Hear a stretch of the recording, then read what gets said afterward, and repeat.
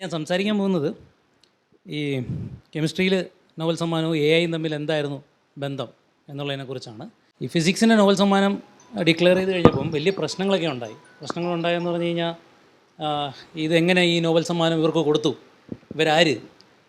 ശരിക്കും physics community ശരിക്കും റാറ്റിൽഡായി. ഭയങ്കര ബഹളമായിരുന്നു അതിനകത്ത്.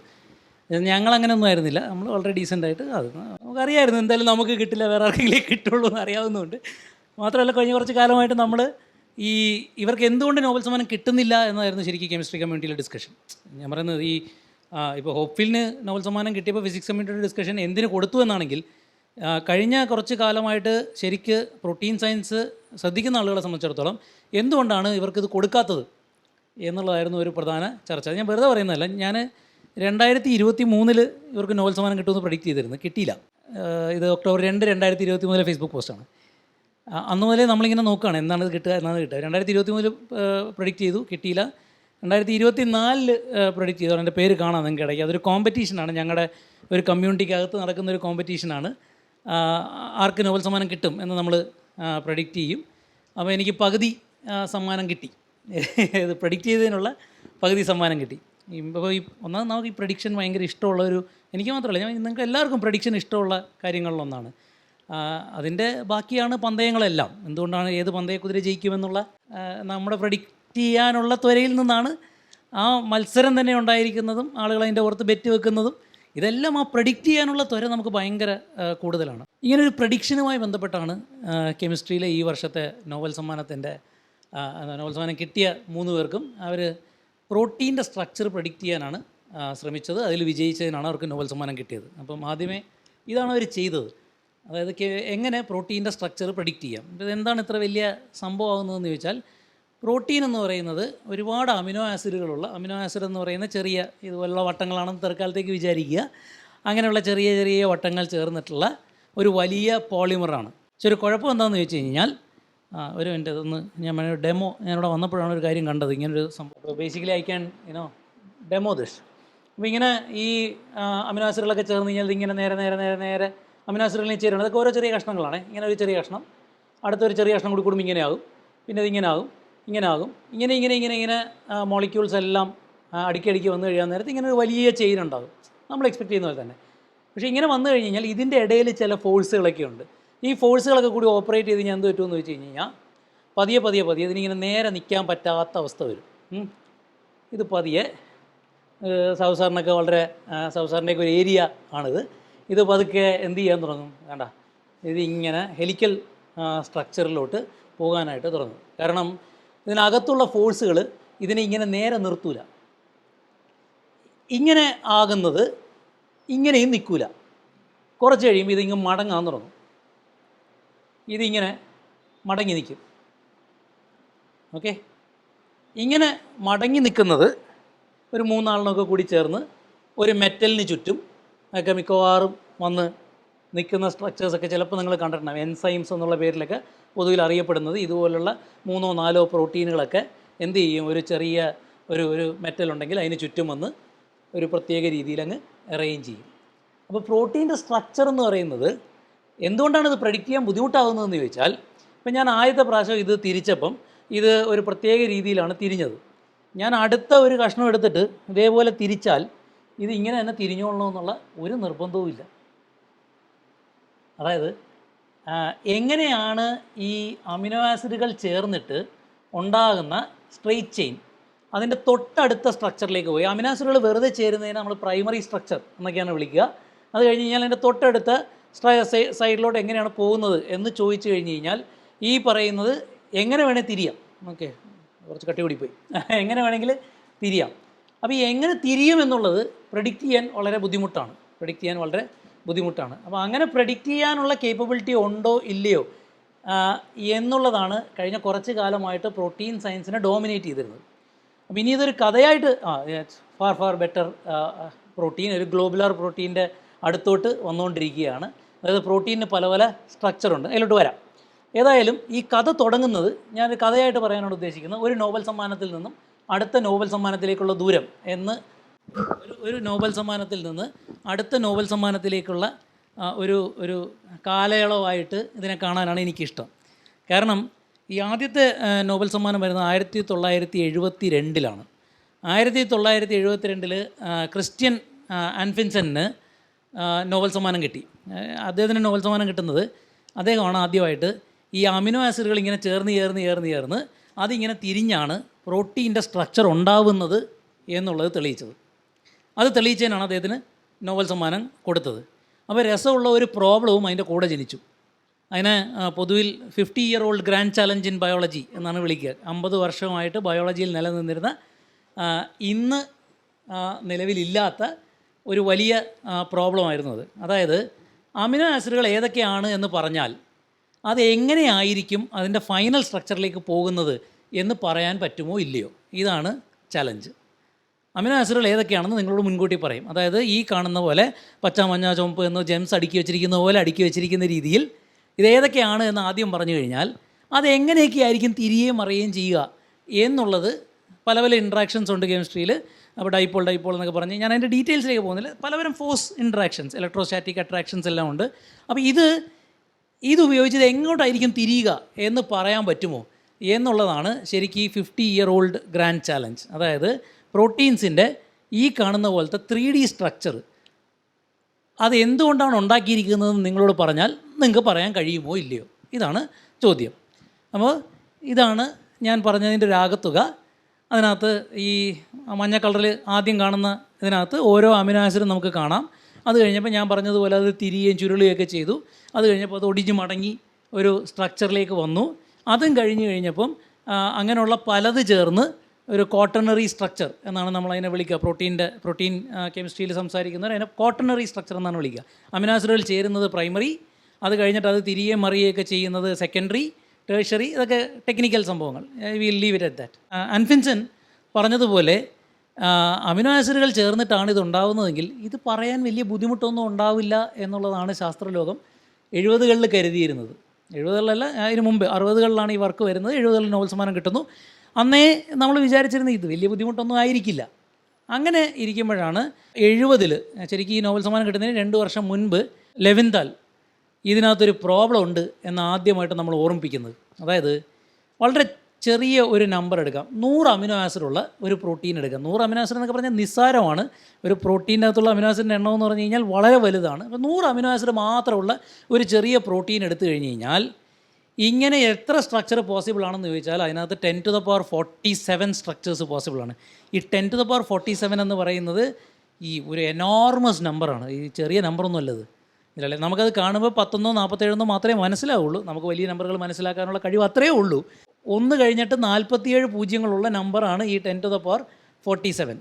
അപ്പോൾ ഞാൻ ഈ ക്ലാസ് പഠിപ്പിക്കുന്നതിൻ്റെ ഒരു അസ്കിത ഉള്ളതുകൊണ്ട് പഠിപ്പിക്കുമ്പോൾ കുട്ടികളോട് ചോദിക്കുന്ന ചോദ്യം ഇതാണ്. ഇപ്പം 18 ഗ്രാം വെള്ളം, കെമിസ്ട്രിയിലെ പ്രോബ്ലംസ് സംസാരിക്കുമ്പോൾ പൊതുവിൽ അങ്ങനെയാണ് സംസാരിക്കുക. ഒരു ടേബിൾ സ്പൂൺ, ഇപ്പോൾ ടീസ്പൂണും ടേബിൾ സ്പൂണും തമ്മിലുള്ള വ്യത്യാസമൊക്കെ ആദ്യം കുട്ടികളോട് പറഞ്ഞിട്ട്, ഒരു ടേബിൾ സ്പൂണിൽ വെള്ളം എടുത്താൽ അതിനകത്ത് 18 ഗ്രാം വെള്ളം ഉണ്ടാകും. ഏകദേശം 18 ഗ്രാമിനടുത്ത് വെള്ളം ഉണ്ടാകും. ആ 18 ഗ്രാം വെള്ളത്തിനകത്ത് 6.023 × 10⁻23 മോളിക്യൂൾസ് ഓഫ് വാട്ടർ ഉണ്ടാകും. ആ 0.023 എടുത്ത് കളാം. ഈവൻ 6ഉം എനിക്ക് എന്നെ സംബന്ധിച്ചുള്ളൊരു നമ്പറല്ലേ. 10⁻23 മോളിക്യൂൾസ് ഉണ്ടാകും. അപ്പോൾ ഈ 10⁻23 മോളിക്യൂൾ എന്ന് പറഞ്ഞാൽ എന്താണ് എന്ന് ചോദിച്ചു കഴിഞ്ഞാൽ ഒരു 10⁻23 മോളിക്യൂൾ നമ്പർ നമ്മളെ സംബന്ധിച്ചൊക്കെ ഒരു പരിധി കഴിഞ്ഞാൽ നമുക്ക് എല്ലാ നമ്പറും അങ്ങനെയല്ലേ. 1,00,000 കോടി രൂപ എന്ന് പറഞ്ഞാൽ അത്രയേ ഉള്ളൂ. അപ്പോൾ ചിലതൊക്കെ നമ്മുടെ തലയുടെ മുകളിൽ കൂടി പോകുന്ന നമ്പേഴ്സാണ് അല്ലേ. ഇപ്പോൾ മറ്റേ 2G സ്കാം എന്നത്തെ ഫിഗറൊക്കെ കണ്ടു കഴിഞ്ഞാൽ നമുക്കൊന്നും മനസ്സിലായിട്ടൊന്നുമില്ല. പക്ഷേ നമ്മളത് മനസ്സിലായതുപോലെ അഭിനയിച്ച് മുന്നോട്ട് പോകും. അപ്പോൾ അതേപോലെയാണ് കുട്ടികളും. അവർ പറയും ഇത് 10⁻23 എന്നൊന്ന് ഓർമ്മിപ്പിച്ചോണേ. 10⁻23 മോളിക്യൂൾ എന്ന് പറഞ്ഞാൽ മനസ്സിലായെന്ന് പറയാം. അപ്പോൾ ഞാൻ അവർക്ക് കൊടുക്കുന്ന ഒരു അസൈൻമെൻറ്റാണ്, നിങ്ങൾക്ക് വാട്ടർ മോളിക്യൂൾ കാണാൻ പറ്റുമെന്ന് വിചാരിക്കുക. നിങ്ങൾക്ക് കാണാൻ പറ്റിയിട്ട് ഒരു സെക്കൻഡിൽ ഒരു വാട്ടർ മോളിക്യൂളിനെ ഒരു ഫോർസെപ്സ് വെച്ച് പിടിച്ച് എടുക്കാൻ പറ്റും എന്ന് വിചാരിക്കുക. അങ്ങനെയാണെങ്കിൽ ഞാൻ നിങ്ങൾക്ക് 18 ഗ്രാം വെള്ളം തന്നു ഒരു പാത്രത്തിൽ, വേറൊരു പാത്രം തരുന്നു. ഈ പാത്രത്തിൽ നിന്ന് ഓരോ മോളിക്യൂളിനെ വീതം പിടിച്ച് അപ്പുറത്തേക്ക് ഇട്ടുകൊണ്ടിരിക്കുക. ഒരു സെക്കൻഡിൽ 1 വീതം ഇടുക.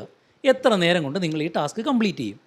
അപ്പോഴാണ് പതുക്കെ നമ്മൾ ആ നമ്പറിൻ്റെ എന്താ പറയുക, നമ്മുടെ തലയ്ക്കകത്തോട്ട് പയ്യ നമ്പർ വരുന്നത് അപ്പോഴാണ്. അപ്പോൾ അവർ പറയും അത് 10⁻23 സെക്കൻഡ്സ് കഴിയുമ്പോൾ നമ്മൾ കംപ്ലീറ്റ് ചെയ്യാം. അപ്പോൾ ഞാൻ പറയാം ആ നമ്പർ അവിടെ കയ്യിലിരിക്കട്ടെ, എനിക്കറിയേണ്ടത് എത്ര ദിവസം എന്നുള്ളതാണ്, അല്ലെങ്കിൽ എത്ര മാസം എന്നുള്ളതാണ്. അപ്പോൾ പതുക്കെ കുറച്ച് പേരിങ്ങനെ പയ്യെ ആലോചിച്ചിട്ട് പറയാം അതിപ്പം ഇല്ല ദിവസം പോരാ സാറേ, എനിക്ക് മാസം പോരാ, വർഷങ്ങൾ വേണം. കുറച്ച് കഴിയുമ്പോൾ വീണ്ടും ചിന്തയുണ്ടാകും, അല്ല വർഷങ്ങൾ പോരാ. അപ്പോൾ പതുക്കെ ഈ നമ്പറിൻ്റെ ഈ ഭീകരത പതുക്കെ നമ്മുടെ തലച്ചോറിനകത്തോട്ട് ഇങ്ങനെ വരും. അതെങ്ങനെ വരുമെന്നുള്ളതാണ് കുറച്ച് നേരം മുമ്പ് തോണിക്കുഴി മാഷ് പറഞ്ഞത്. ഇത് വന്നു കഴിയുമ്പോൾ ഞാൻ ഈ പ്രോബ്ലം കുറച്ചുകൂടി വലുതാക്കും. ഞാൻ പറയുന്നത്, ഈ പ്രപഞ്ചം ഉണ്ടായിട്ട് 1380 കോടി വർഷങ്ങളായി. നമ്മൾ പ്രപഞ്ചം ഉണ്ടായ സമയത്ത് നിങ്ങളെ ഈ ടാസ്ക് ഏൽപ്പിച്ചു എന്ന് വിചാരിക്കുക. ഇപ്പോൾ എത്ര വരെ നിങ്ങൾ എണ്ണി കഴിഞ്ഞിട്ടുണ്ടാകും? അപ്പോൾ പതുക്കെ അതിൽ എത്ര സെക്കൻഡ് ഉണ്ടെന്നൊക്കെ ഇങ്ങനെ പഴയ കാൽക്കുലേറ്ററൊക്കെ എടുത്ത് നോക്കി. അപ്പോൾ കാൽക്കുലേറ്ററിൽ നമ്പർ തികയില്ല. കയ്യിലിരിക്കുന്ന കാൽക്കുലേറ്റർ നിലത്ത് വെച്ച് കുറച്ച് നേരം കൂടി ആലോചിച്ച് അപ്പോൾ ഞാൻ പിന്നെ ഉത്തരം പറയാം. അപ്പോൾ ഞാൻ പറയും, ഇതുവരെ 10⁻21 വരെ നമ്മൾ എണ്ണിയിട്ടുണ്ടാവുള്ളൂ. അപ്പോൾ അടുത്ത ചോദ്യം 13.8 ബില്യൺ ഇയേഴ്സ്. അതാണ് പൊതുവിൽ കുട്ടികൾ പറയുന്ന ഉത്തരം. കോടികളൊക്കെ വിട്ടിട്ട് ഇപ്പോൾ എല്ലാവരും ബില്യണിലാണ് സംസാരിക്കുന്നത്. 13.8 ബില്യൺ ഇയേഴ്സ് കൊണ്ട് 10⁻21 വരെ എണ്ണിക്കഴിഞ്ഞാൽ എൻ്റെ അടുത്ത ചോദ്യം 10⁻22 എണ്ണാൻ എത്ര വേണം? അവർ സാറേ 10 വർഷം കൂടെ. ഞാൻ ഒന്നും കൂടെ ആലോചിക്കാൻ പറയും. ഒന്നും കൂടി ആലോചിക്കുമ്പോഴാണ് ഈ 10⁻22 എത്തണമെങ്കിൽ 138 ബില്യൺ ഇയേഴ്സ് വേണം. അതായത് ഇതുവരെ എത്ര സമയം എടുത്തോ അതിൻ്റെ 10 ഇരട്ടി സമയം വേണം. ഇനി അതിൽ നിന്ന് 10⁻23 പോകണമെങ്കിലോ ഇതുവരെ എടുത്തതിൻ്റെ 100 ഇരട്ടി സമയം വേണം. അപ്പോൾ അങ്ങനെയാണ് പതുക്കെ 10⁻23 എത്തുന്നത്. അപ്പോഴാണ് ലെവിന്താൽ പറയുന്നത്, ഇതേപോലെയാണ് പ്രോട്ടീൻ ഫോൾഡ് ചെയ്യുന്നതെങ്കിൽ അതിന് 10⁻47 പോസിബിലിറ്റീസ് ഉണ്ട്. എന്ന് വെച്ച് കഴിഞ്ഞാൽ ഈ കണ്ട പ്രോട്ടീൻ മുഴുവൻ ഫോൾഡ് ചെയ്യാൻ പ്രപഞ്ചം ഉണ്ടായിട്ട് ഇന്ന് വരെ എടുത്ത സമയം മതിയാവാതെയാകും. പക്ഷേ നമ്മുടെ സെല്ലിനകത്ത് ഒരു സെക്കൻഡിൻ്റെ അല്ലെങ്കിൽ ഒരു മിനിറ്റിൻ്റെ ഏതാനും സെക്കൻഡുകൾ കുറവിൽ തന്നെ ഒട്ടുമിക്ക പ്രോട്ടീനുകളും കംപ്ലീറ്റ് കോട്ടണറി സ്ട്രക്ചർ വരെ പോകും. അതായത് ബയോളജിയിൽ സെൻട്രൽ ഡോഗ്മ എന്ന് പറഞ്ഞൊരു ഐഡിയ ഉണ്ട്. ഈ പ്രോട്ടീനൊക്കെ എങ്ങനെ ഉണ്ടാക്കണം എന്നുള്ള വിവരം നമ്മുടെ സെല്ലിൻ്റെ ന്യൂക്ലിയസിനകത്ത് DNA ഇങ്ങനെ പല പല കോഡുകളിലായിട്ട് എഴുതി വെച്ചിരിക്കുകയാണ്. അപ്പോൾ RNA എന്ന് പറയുന്ന ഒരു മോളിക്യൂള് പതുക്കെ ന്യൂക്ലിയസിനകത്ത് പോയിട്ട് DNA തട്ടി വിളിച്ച് അതിനെ രണ്ടാക്കി അതിനകത്ത് നിന്ന് ഈ സംഭവമൊക്കെ കോപ്പി ചെയ്ത് പുറത്ത് റൈബോസോം എന്ന് പറഞ്ഞ ഒരാളിരിപ്പുണ്ട്. അതിൻ്റെ മുകളിൽ ഇവനിങ്ങനെ വന്ന് നിൽക്കും. എന്നിട്ടാണ് ഈ പ്രോട്ടീൻ മുഴുവൻ ഉണ്ടാക്കുന്നത്. ഇതൊക്കെ സെല്ലിനകത്ത് ടപടപടപടപേ എന്ന് പറഞ്ഞ് ദോശ ഇടുന്ന പോലെ ഉണ്ടാക്കിക്കൊണ്ടിരിക്കുകയാണ് ഈ പ്രോട്ടീൻസ് എല്ലാം. അപ്പോഴാണ് ലെവിന്താൽ പറയുന്നത്, ഈ പറയുന്ന സ്ട്രക്ചറുകൾ റാൻഡമായിട്ട് ഈ സ്ട്രക്ചറിലേക്ക് എത്തണമെങ്കിൽ 10⁻47 പോസിബിലിറ്റീസ് ആണ് ഉള്ളത്. അതോടുകൂടി ഒരു പുതിയ പാരഡോക്സ് ജനിക്കുകയാണ്. അങ്ങനെയാണെങ്കിൽ ഈ യൂണിവേഴ്സ് ഉണ്ടായ ഏജ് മതിയാവില്ല ഇവിടെയുള്ള പ്രോട്ടീൻസൊക്കെ ഉണ്ടാവാൻ. അപ്പോൾ പിന്നെ എന്ത് ചെയ്യും? ആ പാരഡോക്സിൻ്റെ ഒപ്പം തന്നെ ലെവിന്താൽ ഒരു ഉത്തരവും പറയുന്നുണ്ട്. അതായത് എല്ലാ റാൻഡം പോസിബിലിറ്റീസിലേക്കും പ്രോട്ടീൻ പോകില്ല. കുറേ ഇനീഷ്യൽ ബയാസുകളുണ്ട് പ്രോട്ടീനിന്. ചില മടക്കുകളെ പ്രോട്ടീൻ മടങ്ങുള്ളൂ.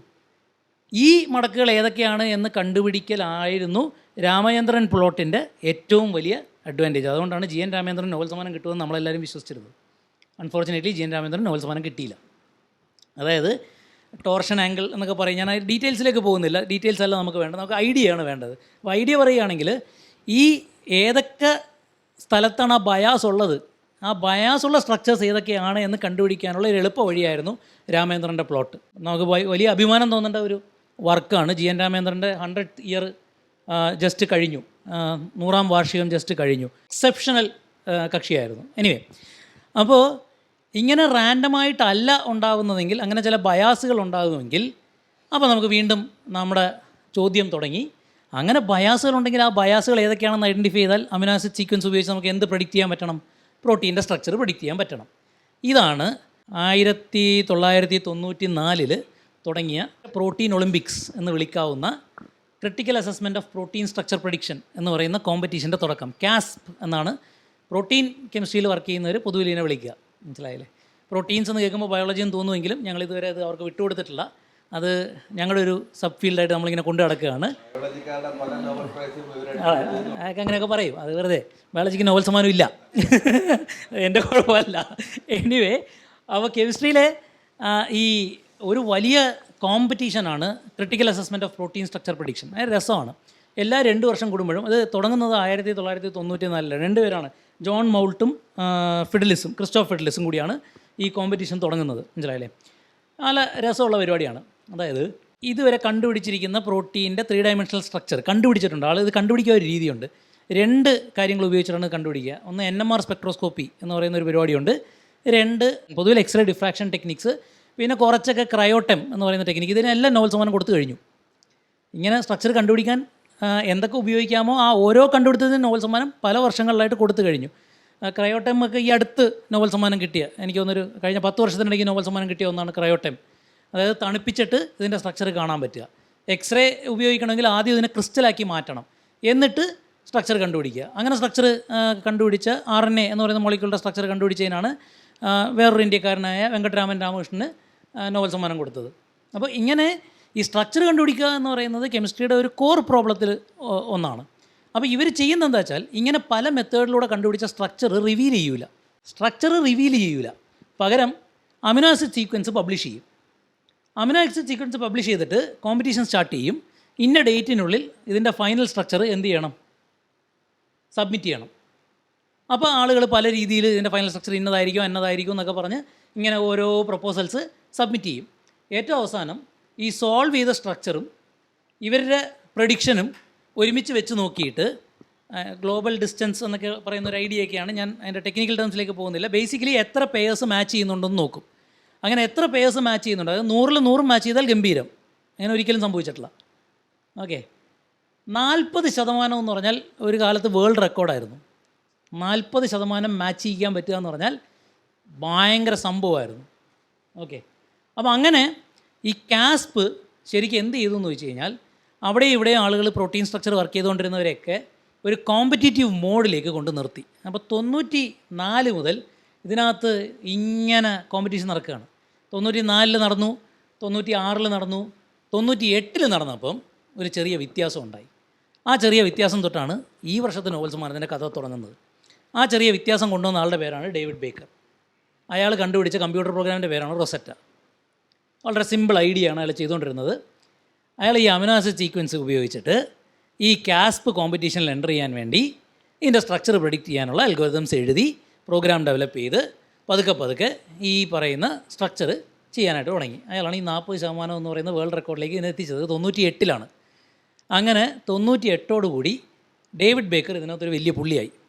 കാരണം റൊസറ്റ കാര്യങ്ങളെ കൺട്രോൾ ചെയ്ത് തുടങ്ങി. അപ്പോൾ അന്നൊന്നും AI ഇല്ല, പ്യുവർ അൽഗോരിതം ഉപയോഗിച്ച് ചെയ്യുന്നു എന്നുള്ളതല്ലാതെ AIക്ക് യാതൊരു കോൺട്രിബ്യൂഷനും ഇതുവരെ വന്നിട്ടില്ല. And it is long back 98. പക്ഷേ ബേക്കർ ഇതോടുകൂടി ബേക്കറിൻ്റെ ഇൻട്രസ്റ്റ് ഒക്കെ മാറ്റി. ബേക്കർ എന്ത് ചെയ്യുന്നത് വെച്ചാൽ, ബേക്കർ പിന്നെ ആലോചിച്ചത് അമിനോ ആസിഡ് സീക്വൻസിൽ നിന്ന് സ്ട്രക്ചർ ഇങ്ങനെ പറയാൻ പറ്റുമെങ്കിൽ എന്നാൽ പിന്നെ സ്ട്രക്ചർ എടുത്തിട്ട് ഏതൊക്കെ അമിനോ ആസിഡാണ് ഇതിലുള്ളത് എന്നും പറയാൻ പറ്റില്ലേ എന്ന് ആലോചിച്ച് തുടങ്ങി. എന്നുവെച്ചാൽ തലതിരിച്ച് വർക്ക് ചെയ്യാനായിട്ട് ബേക്കർ ആരംഭിച്ചു.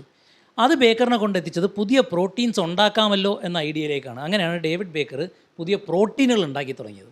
അതായത് അന്ന് വരെ ഉണ്ടാക്കുന്ന പുതിയ പ്രോട്ടീൻ എന്ന് പറഞ്ഞു കഴിഞ്ഞാൽ നമ്മൾ പതുക്കെ നേച്ചറിനെ കോപ്പി ചെയ്യുക എന്നുള്ളതാണ്. അത് എപ്പോഴും സയൻസിൻ്റെ ഏത് ഫീൽഡ് എടുത്താലും നമ്മൾ ചെയ്യുന്നത് ശരിക്കും പറഞ്ഞാൽ നേച്ചർ ചെയ്യുന്നതിനെ എങ്ങനെ കോപ്പി ചെയ്യാം എന്നുള്ളതാണ് നമ്മൾ നോക്കിക്കൊണ്ടിരിക്കുക. നമ്മൾ നോക്കിയത് ഏത് കണ്ടുപിടുത്തെടുത്താലും ക്യാമറ ബേസിക്കലി കണ്ണിൻ്റെ എക്സ്റ്റൻഷനാണ്. ഈ കാണുന്ന എല്ലാത്തരം ടെലസ്കോപ്പ്, മൈക്രോസ്കോപ്പ് എല്ലാം കണ്ണിൻ്റെ എക്സ്റ്റൻഷനാണ്.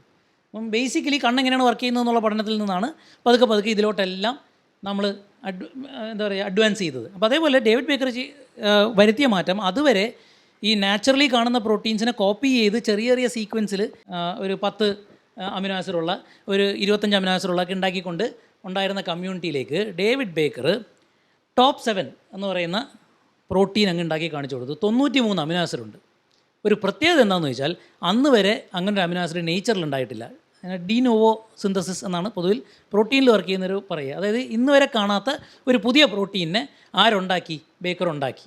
അപ്പോൾ അതോടുകൂടി ഡേവിഡ് ബേക്കർ കമ്പ്യൂട്ടർ ഉപയോഗിച്ച് പ്രോട്ടീൻസ് ഡിസൈൻ ചെയ്യാം എന്ന ഒരു പുതിയ ആശയധാര ഈ ഫീൽഡിൽ മുന്നോട്ട് വെച്ചു. ചെറിയ പുള്ളിയൊന്നുമല്ല ഇങ്ങനെ എന്താ ചെയ്യുന്നതെന്ന് വെച്ച് കഴിഞ്ഞാൽ ഈ കാണുന്നതെല്ലാം ഇങ്ങനെ ഉണ്ടാക്കിയ പ്രോട്ടീൻസാണ്. ഒരുവിധം കോംപ്ലിക്കേറ്റഡ് ആയിട്ടുള്ള സ്ട്രക്ചറുകളെല്ലാം അങ്ങനെ ഉണ്ടാക്കാൻ തുടങ്ങി. അപ്പോൾ ആ ഫീൽഡ് ഇങ്ങനെ ഒരു സൈഡിലൂടെ പോയിക്കൊണ്ടിരിക്കുകയാണ്. പക്ഷേ കാസ്പിലുള്ളവർക്ക് ഇതിലല്ല താല്പര്യം. കാസ്പിലെ കോമ്പറ്റീഷൻ എന്ന് പറഞ്ഞു കഴിഞ്ഞാൽ സ്ട്രക്ചർ പ്രെഡിക്റ്റ് ചെയ്തിട്ട് ഇങ്ങനെ ഉണ്ടാക്കുന്ന പ്രോട്ടീൻ. അപ്പോൾ ബേക്കർ ഇപ്പോൾ ശരിക്ക് ഈ വശത്തു നിന്ന് അപ്പുറത്തെ വശത്തോട്ട് ചെന്നു. അതായത് പ്രോട്ടീൻ ഉണ്ടാക്കി ക്യാരക്ടറൈസ് ചെയ്തിട്ട് ഈ സ്ട്രക്ചർ കൊടുത്തു കഴിഞ്ഞാൽ ഈ അമിനോ ആസിഡ് പുറത്ത് പറഞ്ഞു കഴിഞ്ഞാൽ നമ്മൾ എന്ത് ചെയ്യണം? ഈ അമിനോ ആസിഡ് എങ്ങനെയൊക്കെ ഇൻട്രാക്ട് ചെയ്യുമെന്നൊക്കെ ആലോചിച്ചിട്ട് സ്ട്രക്ചറും കണ്ടുപിടിച്ച് വീണ്ടും കാസ്പിലേക്ക് പോവുക. ഇങ്ങനെ പൊയ്ക്കൊണ്ടിരുന്ന നമ്മൾ 2 ആൾക്കാർ ഇതിന് വരുത്തിയ മാറ്റമാണ് നമ്മളെ സംബന്ധിച്ചുള്ള ഏറ്റവും ഇമ്പോർട്ടൻ്റ് ആയിട്ടുള്ളത്. 2016 തൊട്ട് ചെറിയ മാറ്റങ്ങൾ വന്നു തുടങ്ങി. പക്ഷേ 2018 ഒരു മേജർ മാറ്റം വരുന്നത്. ആ മാറ്റം കൊണ്ടുവരുന്ന ആളുടെ പേരാണ് ഡെമിസ് ഹസാബിസ്. ഡെമിസ് ഹസാബിസ് ഒരു എക്സെപ്ഷണൽ കക്ഷിയാണ്. ഹസാബിസ് ഒരു ഗെയിം ഡെവലപ്പറാണ്. ഹസാബിസ് നല്ലൊരു ചെസ് പ്ലെയറാണ്.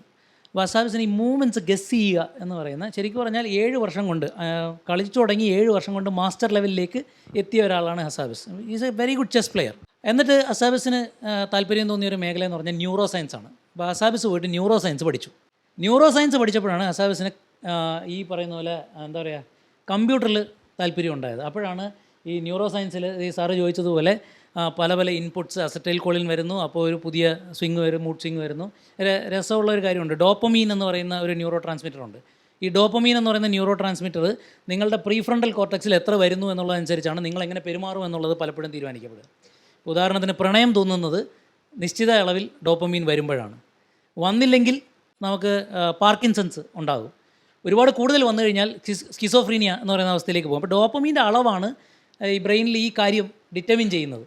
ഓക്കെ, സന്തോഷം തരുന്ന ഒരു സംഭവമാണ് ഡോപ്പമീൻ, ഓക്സിറ്റോസിൻ എന്നൊക്കെ പറയുന്ന പല ന്യൂറോ ട്രാൻസ്മിറ്റേഴ്സ് ഉണ്ട്. ഈ ന്യൂറോ ട്രാൻസ്മിറ്റേഴ്സിൻ്റെ അളവാണ് നമ്മുടെ ആ സമയത്തെ മൂഡ് തീരുമാനിക്കുന്നത്, ആ സമയത്ത് നമ്മുടെ അവസ്ഥ തീരുമാനിക്കുന്നത്. വളരെ സുന്ദരിയായ ഒരു പെണ്ണിനെ കണ്ട് പ്രണയം തോന്നുന്ന സമയത്ത് ശരിക്കും ആദ്യം നടന്നിട്ടുള്ളത് നമ്മുടെ പ്രീഫ്രണ്ടൽ കോർട്ടക്സിലേക്ക് ഡോപ്പമീൻ ഇടിച്ച് വന്നു എന്നുള്ളതാണ്. ഒരു ഇച്ചിരി കഴിഞ്ഞ് അവളുടെ കൈ പിടിച്ച് നടക്കുമ്പം ഓക്സിറ്റോസിൻ റിലീസ് ചെയ്യുന്നു എന്നുള്ളതാണ്. അപ്പോൾ ഇതിനെയാണ് ചുള്ളിക്കാട് മറ്റേ എന്താ പറഞ്ഞത്, വളരെ മനോഹരമായൊരു കവിതയായിട്ട് ചുള്ളിക്കാട് മെൻഷൻ ചെയ്ത് പോകുന്നുണ്ട്. പെട്ടെന്ന് എനിക്ക് വരുന്നില്ല. അപ്പോൾ ന്യൂറോ സയൻസിൽ താല്പര്യം തോന്നിയ ഹസാബിസ് അവിടെ നിന്ന് പതുക്കെ കമ്പ്യൂട്ടർ പ്രോഗ്രാമിങ്ങിൻ്റെ വേൾഡിലേക്ക് പോയി. പ്രോഗ്രാമിംഗ് നേരത്തെ ഹസാബിസിന് താല്പര്യമുണ്ട്, പക്ഷേ ഈ ന്യൂറോ സയൻസ് പഠിച്ചപ്പോഴാണ് ഇങ്ങനെ ഒരു നെറ്റ്വർക്ക് ഉണ്ടാക്കാനുള്ള സാധ്യതകളെക്കുറിച്ചും, അപ്പോഴാണ് ഇവരിങ്ങനെ പല നെറ്റ്വർക്കുകൾ ഉണ്ടാക്കുകയും സ്റ്റാറ്റിസ്റ്റിക്കൽ മോഡൽസ് ട്രൈ ചെയ്യുകയും ചെയ്യുന്നതൊക്കെ ഹസാബിസിൻ്റെ മുമ്പിൽ വന്ന സമയം 5 മിനിറ്റ് കൂടി ഉണ്ട്, അത് തീരും. അപ്പോൾ ഹസാബിസ് ചെയ്തതെന്താ വെച്ച് കഴിഞ്ഞാൽ, ഹസാബിസ് ഒരു പ്രോഗ്രാം ഉണ്ടാക്കി, ഡീപ്പ് മൈൻഡ് എന്ന പേരിൽ ഇന്നറിയപ്പെടുന്ന സംഭവം ഉണ്ടാക്കുകയും അത് 4 വർഷം കഴിഞ്ഞപ്പോൾ ഗൂഗിളിൽ മറച്ചു വെക്കുകയും ചെയ്തു.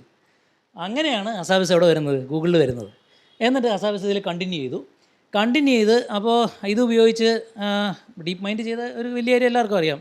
ഗോ എന്ന് പറയുന്ന ഗെയിമിൽ അന്നത്തെ വേൾഡ് ചാമ്പ്യനെ ബീറ്റ് ചെയ്തു. പിന്നീടാണ് ചെസ്സിലേക്ക് വരുന്നത്. ഗോയാണ് ആദ്യം ചെയ്യുന്നത്, ഗോയിലാണ്. അത് കഴിഞ്ഞപ്പം ഗോ എന്ന് പറയുന്നതിന് വേൾഡ് ചാമ്പ്യനെ തോൽപ്പിക്കാൻ ഡീപ്പ് മൈൻഡിന് പറ്റി എന്നുള്ളതാണ് ഭയങ്കര സംഭവമായിട്ട് ഹസാബിസ് മാറാനുള്ള, ഗൂഗിളിൻ്റെ ഏറ്റവും പ്രധാനപ്പെട്ട ആളുകളായിട്ടുള്ള ഒരാളെ മാറാനുള്ള ഹസാബിസിൻ്റെ കാരണം. പക്ഷേ ഹസാബിസ് അവിടെ നിന്ന് ഈ പറയുന്ന കാസ്പിൻ്റെ കോമ്പറ്റീഷൻ അറിഞ്ഞപ്പം ഹസാബിസിൻ്റെ താല്പര്യം മൊത്തത്തിൽ മാറി. പതുക്കെ ഡീപ്പ് മൈൻഡ് എന്ത് ചെയ്യാൻ തുടങ്ങി, പ്രോട്ടീൻ സ്ട്രക്ചർ അനാലിസിസിലേക്ക് കടന്നു. ഈ പരിപാടി 2018 കോമ്പറ്റീഷനിൽ എൻ്റർ ചെയ്തു. അതിന് ആൽഫ ഫോൾഡ് 1 ALF1 എന്ന് പറയുന്ന പ്രോഗ്രാമായിട്ടാണ് നമ്മൾ ഇന്ന് അറിയുന്നത്. അതുവരെ 40% റെക്കോർഡിനെ ഒറ്റ വർഷം കൊണ്ട് 60% അക്യുറസിയിലേക്ക് എത്തിച്ചുകൊണ്ട് ഹസാബിസ് 2018 CASP 13 വിൻ ചെയ്തു. CASP 13 എന്ന് പറഞ്ഞാൽ 13ാമത്തെ CASP വിൻ ചെയ്തു. അതോടുകൂടിയാണ് ഹസാബിസിനെ പ്രോട്ടീൻ കെമിസ്ട്രിയിലുള്ള ആൾക്കാർ ശ്രദ്ധിച്ചു തുടങ്ങുന്നത്. അതുവരെ ഹസാബിസ് ഈ പരിപാടിയിലില്ല. എന്നുവെച്ചാൽ 2018 വരെ ഈ പരിപാടിയിൽ ഹസാബിസ് എന്ന് പറയുന്ന ഒരാൾ ഇല്ല.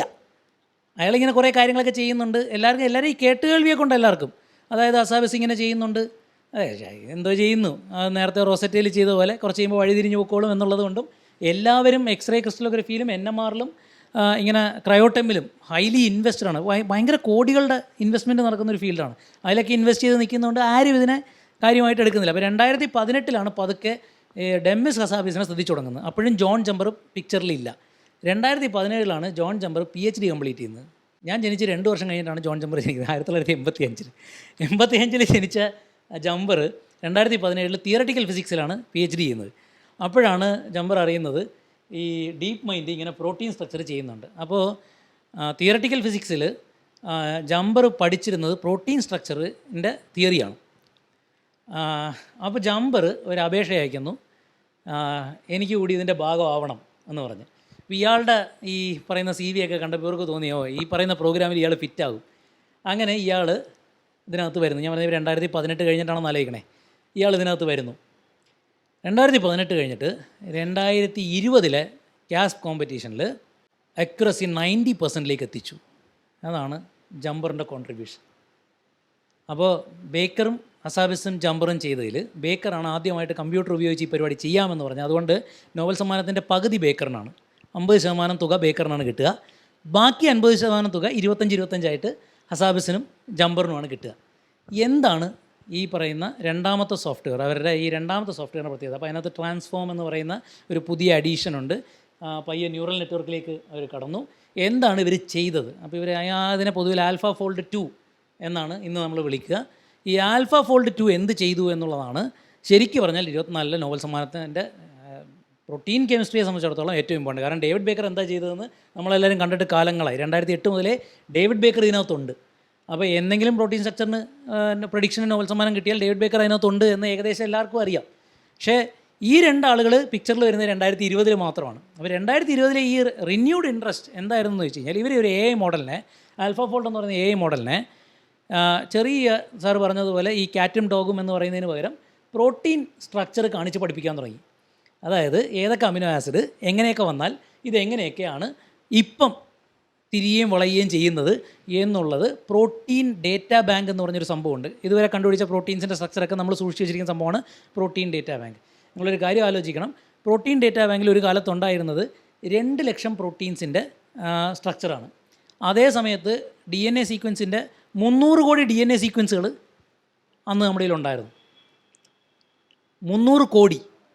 അത് വെച്ച് നോക്കുമ്പോൾ 2 ലക്ഷം പ്രോട്ടീൻ എന്ന് പറഞ്ഞാൽ ഒന്നുമല്ല. 2 ലക്ഷം പ്രോട്ടീൻ എന്നൊക്കെ പറഞ്ഞാൽ ശരിക്കും ഒന്നുമല്ല. നമ്മുടെ ശരീരത്തിനകത്തുള്ള പ്രോട്ടീൻ തന്നെ അതിനേക്കാളൊക്കെ എത്രയോ ഇരട്ടിയാണ്. സ്ട്രക്ചർ ഉണ്ട്, കിട്ടാൻ പാടാണ്. ഭയങ്കര വലിയ മോളിക്യൂളാണ്.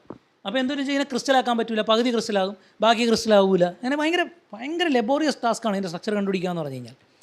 അപ്പോൾ ഈ 2 പഹന്മാരും കൂടി ചെയ്തത് ഈ ഡാറ്റാബേസ് മുഴുവൻ വെച്ചിട്ട് ഈ പറയുന്ന ആൽഫ ഫോൾഡ് 2 ഇവർ പഠിപ്പിക്കാൻ തുടങ്ങി. പയ്യെ പ്രോട്ടീൻ സ്ട്രക്ചർ പഠിപ്പിക്കാൻ തുടങ്ങി. ഇങ്ങനെ പ്രോട്ടീൻ സ്ട്രക്ചർ പഠിപ്പിച്ച് കഴിഞ്ഞപ്പം ആൽഫ ഫോൾഡ് ഇപ്പോൾ ചെയ്യുന്നതെന്ന് വെച്ചാൽ അമിനോ ആസിഡിൻ്റെ ഒരു സീക്വൻസ് കിട്ടിക്കഴിഞ്ഞാൽ ആൽഫ ഫോൾഡ് ഇതുവരെയുള്ള എല്ലാ അമിനോ ആസിഡ്സുമായിട്ട് അതിനെ കമ്പയർ ചെയ്യും. പ്രോട്ടീൻസുമായിട്ട് അതിനെ കമ്പയർ ചെയ്യും. അത് ഏതൊക്കെ മൃഗങ്ങളിലുള്ളതാണെന്ന് നോക്കും.